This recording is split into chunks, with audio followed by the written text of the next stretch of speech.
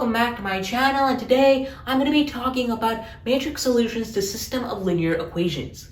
So let's begin by talking about how we're going to approach trying to solve system of linear equations with matrices, and then let's start to do the mathematics. So over here, our main goal in this video is to try to understand and solve these three problems over here. Now we can solve this via elimination and substitution, but in this video specifically, we're going to be trying to use matrices to solve them, hence the name matrix solutions for system of linear equations, which can be abbreviated as SOLE, S-O-L-E. Okay, so let's begin by talking about the main conceptual basis for this idea. Let's consider ax plus by equals c, the standard form for a linear equation. Now let's consider a1 x1 plus b1 y1 equals c1. This is going to be a variation from this original form, but essentially it has the same type of structure. Now as we can see over here, we're going to try to find matrix solutions. So we're going to try to arrange a matrix, the coefficient matrix. So coefficient matrix, and that's going to have A, B, A1, and B1. And this is going to be multiplied with the variables x and y. And this is going to be equivalent to the other matrix C and C1. This is going to be the matrix form of the system of linear equations. Now it's important to understand that in order to try to find a general way of solving these matrix forms for system of linear equations, we must assign variables to make things much more simpler. The coefficient matrix is going to be called A, the variable matrix is going to be called B, and the constant matrix is going to be called C. So A times B is equivalent to C. So in order to solve this, we must do A times B equivalent to C. We must divide by A. But in matrices, we can't divide by them. So instead what we do is we multiply by the inverse, which is the same thing as dividing. So A, B is equivalent to C. A times B is equivalent to C. And then we multiply by the inverse.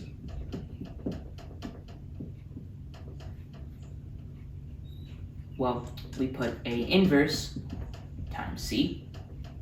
These cancel out, leaving B is equivalent to A inverse times C. And B is what we want, since B is just the variable matrix. Now this is how we're going to be solving this system of linear equations. Now this is an arbitrary system of linear equations, where we have the coefficient matrix, we have the variable matrix, and we have the constant matrix. Now, before we're actually going to approach how to solve this, let's just talk about matrix multiplication.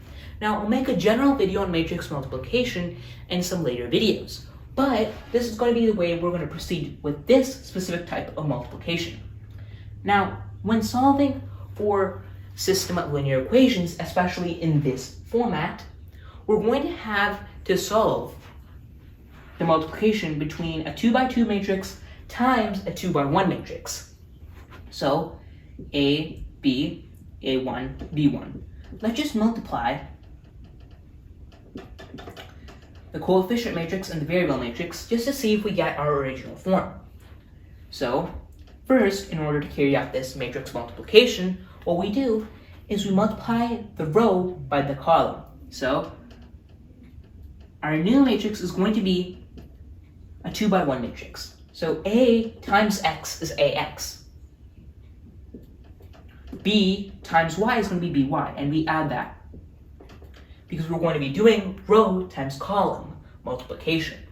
Then similarly, the second element is just going to be A1 times X plus B1 times Y. Now, as you can see, we have this equation over here. These equations are going to be the same. Now, you might be thinking why I have assigned x1 and y1 for this. Now, x is equivalent to x1 and y is equivalent to y1. But just to elaborate the difference between these two equations, I've just signified that. But it is indeed possible for a1 to equal a and b1 to equal b. We have just written this so we can see the difference. Now, in this system of linear equations, it is definite that x is equivalent to x1. So this is definite. Okay, so as you can see, we have the original forms of the equations, and as you can see, we have successfully reproduced our theoretical or conceptual basis for how we're going to solve a system of linear equations using matrix multiplication or matrix algebra. Okay, now that we've talked about this, let's move on to the application.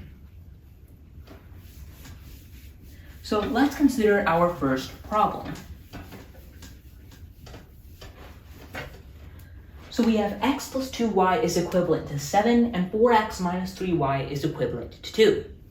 So x plus 2y is equivalent to 7 and 4x minus 3y is equivalent to 2. So let's first create the matrix form of this system of linear equations. So we're going to have the coefficient matrix, which is going to be 1, because there's a 1 here, 2, 4, and negative 3, multiplied by x, y. This is equivalent to 7, 2. Now, although we've tested for the arbitrary case that we automatically get the coefficient matrix times the variable matrix equivalent to these original forms, let's just check it out for this specific case. So 1 times x is x, plus 2 times y is 2y, and 4 times x is 4x, and obviously negative 3 times y is negative 3y. So as you can see, we do get the original forms of the equations. Now you might be wondering, why don't we just leave this equivalent to this? But if we do leave it that way, then there's going to be multiple more complications involved. And we could if we really wanted to, but it would be very hard to find a general solution in that case, which is why splitting it up like this into a coefficient matrix and the variable matrix equivalent to the constant matrix is a very useful way. So let's actually try to solve this equation. Assigning variables, we have a, b, c. So our solution is going to be b is equivalent to a inverse times c. Notice that the matrix multiplication does not have any commutative property, because matrices don't have commutative property in them. So it is important to understand that. Okay, so let's just try to get the inverse of a times c equivalent to b. But the main important key understanding of this is how do we find the inverse of the coefficient matrix, or a? How do we find that? Well, in order to find that, we have to follow a specific procedure. The inverse of a can just be described as 1 over the determinant of a multiplied by the adjoint of a. And in doing so, we get the inverse of a. Now, how do we do this? The determinant I've discussed in many previous videos, so if you would like to learn more about the determinant, please visit those videos, is very important in this step. So let's first calculate the determinant. So how do we calculate the determinant? Well, for any 2 by 2 matrix, so let's say A11, A12, A21, A22. This is going to be our standard 2 by 2 matrix. Now you might be wondering, why do we have these subscripts? Well, to classify any element in a specific matrix, we have A, M, N. Or not Mn, or specifically A, I, J, where I is equivalent to the rows and J is equivalent to the column. So if anyone were to give you A22, that is row 2 and column 2. So that's this element. This is row 1, column 2. This is row 2, column 1.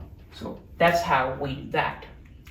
Okay, now the determinant is just going to be, for any arbitrary matrix, this is equivalent to A. It's going to be A11 times A22 minus A12 times A21. Or let's write it up here. The determinant of any matrix is going to be equal to A11 times A22 minus A12 times, or I just write it side by side, A21. So that is the determinant for a 2x2 matrix. Now it's important to realize that determinants for higher order matrices vary, but this is the determinant for this 2x2 square matrix. Okay, so let's find the determinant of this. So let's erase general formulation. And the reason we're doing general formulations is because when we have different problems, you can understand the practical significance of it, and you can replicate this procedure for any of the other problems. So the determinant is just going to be 1 times -3, so that's -3, minus 4 times 2, which is 8.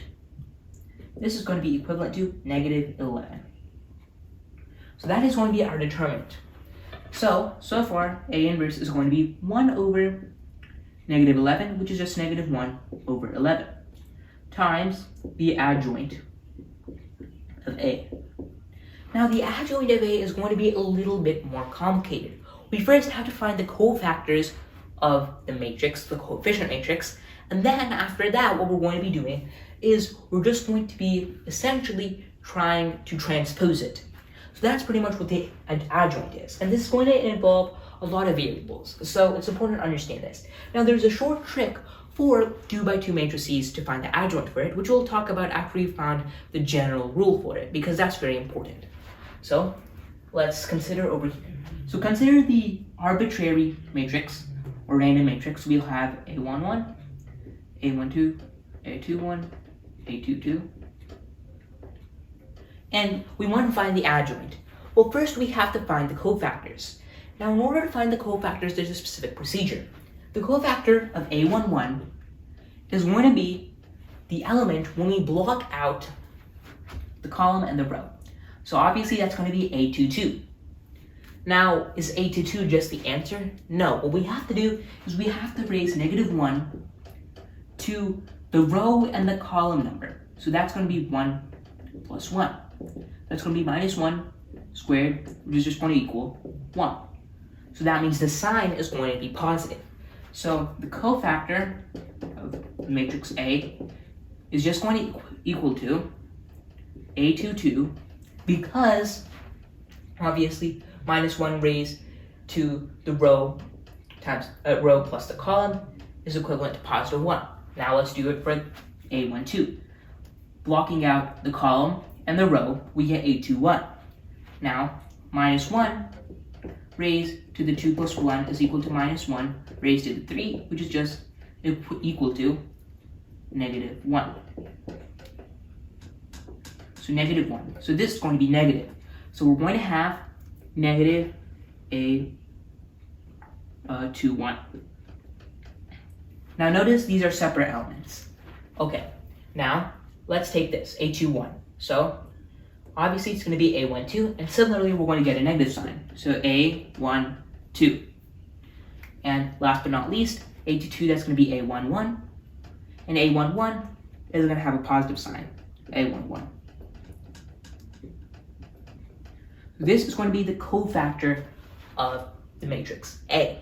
But we have to transpose this. So how do we transpose this? Transposing is actually very easy, but the name suggests that it's very hard. We take the rows and we switch them to the columns. So A22, A21 is just going to become the first column, A22, negative A21. And this, the second row, is going to become the second column. So negative A12, A11. So you can see this is going to be the arbitrary transformation for any coefficient matrix that you have. So as you can see, we took a general case and we derived pretty much how to take the adjoint of that general case. And now that we've got it, we've got a general element formula. So what we do is, if we assign each name, so in other words, if we assign the coefficient matrix, each element to each element correspondingly, then we're going to be getting a simplified formula. So 1 is just going to be what? That's just going to be A11. A11, as you can see, is over there. So we're going to have 1 in this position. A22 is going to be -3, so -3 is up here.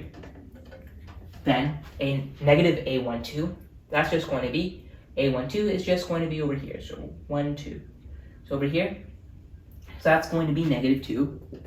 And last but not least, we have 4. So that's going to be -4. So -3, -2, 1, well, -3, -2, -4, and then 1. So this is the general formula. What we do is essentially we just switch the numbers on the principal diagonal and we negate the numbers on the other diagonal. That's pretty much the general formula. If I give you the matrix 1, 2, 3, 4, for instance, you switch the numbers on the principal diagonal, so that's going to be 4 and then 1, and then you negate these numbers, so that's -2, -3, and that's going to be your answer. So that's going to be the adjoint from this. Okay, now that we found a generalized formula or generalized method for essentially how to transpose and find the adjoint of any coefficient matrix, we can now apply that over here. So the coefficient matrix, I just write it once again, is A22, that's -3, A12, that's 2, well, negative, so that's -2 because it's negative A12, 4, which is going to be negative A21, and A11, which is just going to be positive 1. So, okay.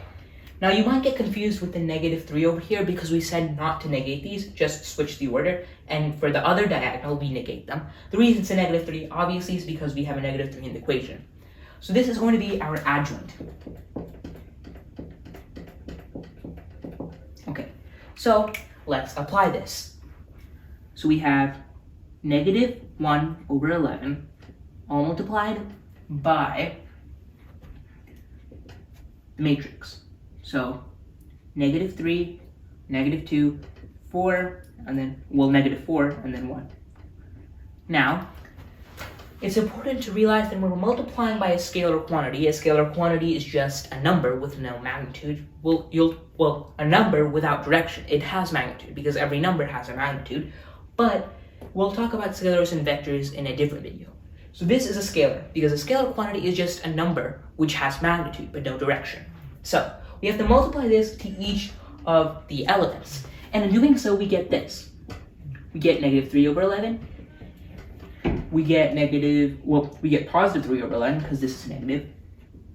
We get 2 over 11, positive 2 over 11. We get 4 over 11. And we get -1 over 11. So we can rewrite, or we can erase these more specifically, right here. And we can write this on top. So we have -1 over 11. Well, if we write the first element of the matrix, that's going to be 3 over 11, 2 over 11, 4 over 11, and -1 over 11. So that's going to be equivalent to 1 over the determinant of A multiplied by the adjoint of A.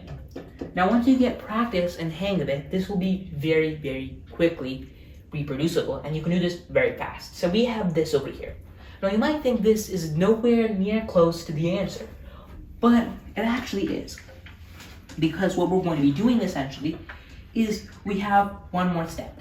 We have to multiply by the constant because our general formula was B is equal to A inverse times C. So C is the constants, so we have to multiply by 7, 2. Now earlier in the video I talked about how to do a matrix multiplication from a 2x2 matrix to a 2x1 matrix. Now, in order to assess the compatibility of multiplying two matrices, we must first write down the order. The order is rows times columns, so M times N. M times N over here is just 2 times 1. For compatibility purposes, we check the column of the first row, or the column of the first matrix which is 2, and the row of the first, the row of the second matrix, which is 2. So 2 and 2, if they're the same, that means they're compatible. So they're same in this case. And for the resulting matrix, what order it is, we have the first number and the number of rows in the first matrix and the number of columns in the second matrix. So 2 by 1. So our result is going to be a 2 by 1 matrix. And earlier I showed you how to multiply this. So first, 3 by 11 times 7 is 21 over 11. Plus 2 by 11 times 2, which is just going to be 4 by 11. Over here we have 4 by 11 times 7, which is going to be 28 over 11. And negative 1 over 11 times 2, which is going to be negative 2 over 11. So this is going to be equivalent to 21 over 11 plus 4 is just 25 over 11. And 28 minus 2 over 11 is just going to be 26 over 11. So let's just check our multiplication again. 3 over 11 times 7 is 21 over 11. 2 over 11 times 2 is 4 over 11. That gives 25 over 11. 4 times 7 is 28, so that's 28 over 11. Negative 1 times 2 is negative 2 over 11, giving us 26 over 11. So this is indeed correct. And if we match the numbers, so that means we have x or y, because it's important to realize that b is just x, y. And this part, we just simplified to this. So that's 25 over 11, and then 26 over 11. And over here, we get x is equivalent to 25 over 11, and y is equivalent to 26 over 11. Now, is this indeed correct? Before we apply this, let's just check our adjoint. So our adjoint is just going to be following this formula. We switch the principal diagonal, so that's going to be negative 3, 1. And then we negate these, so negative 2, negative 4. Indeed, correct. And let's just check our determinant. 1 times negative 3 is negative 3, and 4 times 2 is 8. So negative 3 minus 8 is negative 11. So negative 11, and we have adjoint a. So 1 over negative 11, or negative 1 over 11, times the adjoint gives us this, gives us this, and then multiplying that by the constants gave us this. Okay, so now let's apply it to the first problem. So x is equivalent to 25 over 11. So that's 25 over 11 plus 26 times 2, which is just going to be 20 times 20, 20 plus 20 is going to be 40. 6 plus 6 is just going to be 12. That's going to be 52. It's 52 over 11. This is going to equal to 25 plus 52. 5 plus 2 is 7. 2 plus 5 is 7. 77 over 11, which just gives us 7. So boom, we got the first equation correct. But we have to get the second equation correct as well. 4 times 25 over 11 is just 100 over 11, minus 3 times 26 over 11. So 26 times 3, and 6 times 3 is 18. 2 times 3 is 6 plus 1 is 7, 78 over 11. 100 minus 78 is 10 minus 8 is 2. This is going to be 9. 9 minus 7 is 2.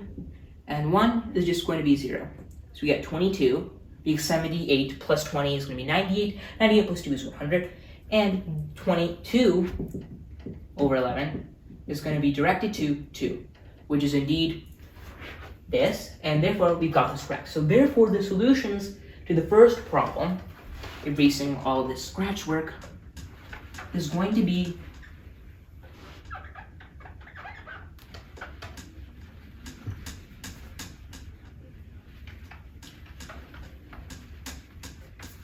so once we erase this, or we can write down our final answer.